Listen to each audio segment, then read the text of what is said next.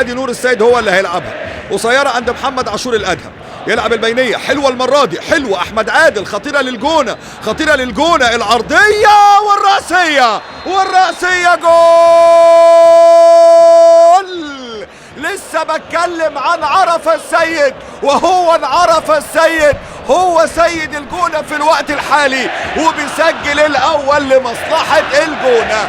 هدف عن طريق عرفة السيد من هجمة منظمة. عاشور الأدهم بدأ الهجمة ببينية حلوة، وهنا بقى عرفة السيد بيسجل الهدف الأول لمصلحة الجونة في الدقيقة 18 من أحداث الشوط الأول. أدي أحمد عادل، نبص بقى الكروس هو الهدف، عدت من بوبا ما عدتش من عرفة، كانت في مرمى عبد الواحد، الأول لمصلحة الجونة في الوقت الحالي. وهنشوف مفاجآت يا كورة النهاردة ولا إيه؟